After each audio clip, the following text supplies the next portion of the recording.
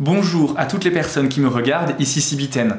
Bienvenue sur Homo Héros. Nous sommes ici pour parler livres et personnages LGBT. Le principe de la chaîne est le suivant. Présenter un ouvrage qui comporte au moins un personnage principal LGBT qui a une scène de sexe explicite ne faisant pas l'objet d'une ellipse.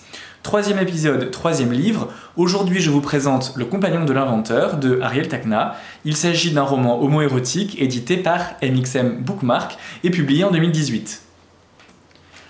Ce livre est l'occasion pour moi de vous présenter le monde mystérieux de l'édition homo-érotique gay.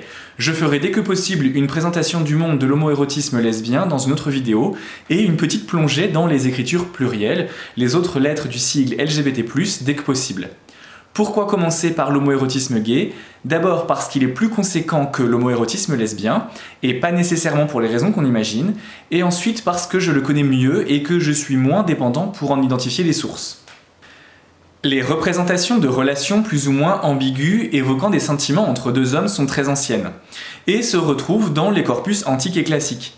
Pour en citer quelques-uns, dans l'épopée de Gilgamesh, Gilgamesh a pour meilleur ami, rival et frère Enkidu, son égal en force et en intelligence, avec qui il accomplira sa geste. Dans la Bible, David et Jonathan sont liés d'une très forte amitié au point que David, parlant de Jonathan mort, dira « Ton amour m'était plus merveilleux que l'amour des femmes ».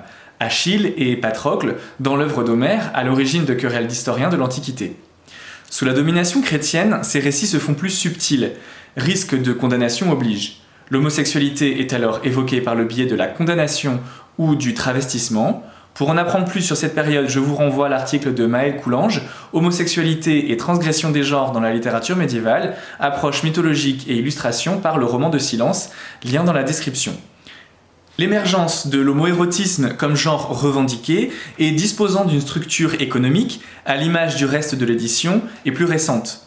Pour ma part, le premier et plus ancien livre relatant des relations sexuelles entre deux hommes est Les 11 000 verges ou Les amours d'un hospodar de Guillaume Apollinaire.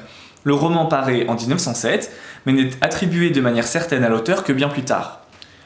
Au lendemain de la Deuxième Guerre mondiale, les mouvements LGBT s'affirment et s'émancipent. Dans ce mouvement, la création littéraire et artistique se déploie, les livres sont édités en nombre suffisant pour que plusieurs revues littéraires ouvertement homosexuelles se constituent, on citera notamment Gioventu ou Arcadie, et des journaux apparaissent comme par exemple Futur. Pour en savoir plus sur ces dynamiques, je vous renvoie à l'excellent ouvrage collectif LGBT Archives des mouvements LGBT+, une histoire de lutte de 1890 à nos jours, dirigé par Antoine Idier. Nouveau saut de puce dans l'histoire, le genre se structure et fait apparaître des auteurs et une forme d'exigence dans la publication. Dans les années 2000, l'homo-érotisme français est largement dominé par quelques auteurs édités par une ou deux maisons. Au cœur de ce tout petit marché, on peut citer H&O Éditions, qui publie notamment 3 auteurs majeurs sur ce créneau, Jean-Paul Tapie, Philippe Gimet et Éric Jourdan, 3 hommes qui écrivent des histoires d'hommes, à destination d'hommes, histoire que je ne manquerai pas de vous présenter prochainement. À l'opposé de ce milieu très masculin, que je qualifierais d'élitiste, émerge dans les années 2010 une littérature qui prend sa source directe dans la fanfiction. Dérivée de la littérature adolescente fantastique, l'homo-romance nouvelle se distingue très largement de l'homo-érotisme classique. D'abord, la source. Il ne s'agit plus de grands épisodes historiques ou de drames très profonds comme chez Jean-Paul Tapie ou Éric Jourdan, mais bien au contraire une écriture spontanée et libérée, nourrie de fantastique, d'amour et d'aventure, qui se déploie sur des sites spécialisés en vue d'échanges gratuits pour les lecteurs jeunes et d'abord féminins. Plusieurs sites internet rassemblent et organisent cette production, dont les très connus Fanfic et Wattpad.com. Ensuite, les auteurs. Ce sont plutôt des femmes qui sont jeunes et qui sont fortement influencées par la fantasy jeunesse qui connaît un boom très puissant dans les années 90, avec des œuvres comme Harry Potter, des séries télé comme Buffy contre les vampires ou Charmed, ou des dessins animés. Les succès gratuits se transforment en livres exploitables commercialement. En France, plusieurs éditeurs se lancent sur le marché. MXM Bookmark, éditeur du livre présenté aujourd'hui, en est un bon exemple. Il se constitue en 2013 et vend sur ce créneau 2 types de produits. Les traductions en français d'ouvrages américains et des livres d'autrices françaises et d'auteurs français. D'ailleurs, MXM vient d'un tag ou étiquette issu de la fanfiction et qui signifie male x male, homme et homme, tag qui permet d'identifier une histoire d'amour ou sexuelle entre deux hommes. Enfin, les lecteurs. L'homoromance New Age est principalement lu par des femmes, puis par des hommes jeunes, déjà habitués à lire sur les signes de fanfiction. Le style est plus léger, les références plus simples et le contexte moins dramatique.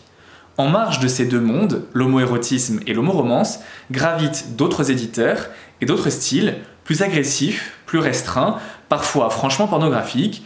Enfin, chez les éditions mainstream, on peut retrouver ici ou là des scènes de sexe entre hommes sans qu'il y ait lieu de qualifier l'œuvre de roman homoérotique.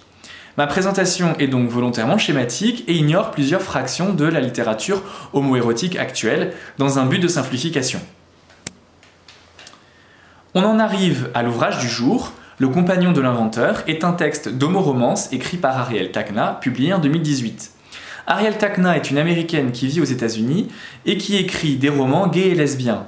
L'histoire prend place dans un univers steampunk où les personnes sont rangées dans des castes autour desquelles s'inscrit une relation de domination sociale, culturelle et économique. À l'heure de la remise en cause de ce système par les dominés, un jeune ingénieur s'éprend d'un travailleur du sexe dont les prestations lui ont été offertes pour son anniversaire. C'est très exactement cette petite pointe de marxisme qui m'a incité à lire l'ouvrage. Première remarque, l'écriture est très simple, très fluide, presque diachronique. L'univers est simpliste, mais plutôt rigolo, les personnages forcés, caricaturaux, mais assez attachants, pas misogynes, il faut le dire, et le scénario est parfois incohérent, mais globalement très manichéen. Ça ressemble à un roman jeunesse, plutôt médiocre, sauf que dans ce roman, il y a des scènes de sexe, et il y en a beaucoup. Deuxième remarque donc, ces scènes de sexe sont plutôt mauvaises. Elles sont peu à propos, assez abruptes, et non strictement rien d'excitant. Elle se déroule exclusivement entre un homme, et parfois, je n'ai pas été certain de ce que j'ai lu. C'est confus, maladroit, et sans cohérence avec le reste de l'histoire. En conclusion, je suis très mitigé. Je pense que l'ouvrage peut plaire à condition de le prendre uniquement pour ce qu'il est, de la distraction légère, à peine d'un niveau très équivalent à une fanfiction sur internet. À lire d'abord si on aime le genre. Ce sera tout pour moi aujourd'hui, j'espère que ça vous a plu et j'espère vous retrouver la semaine prochaine. D'ici là, portez-vous bien.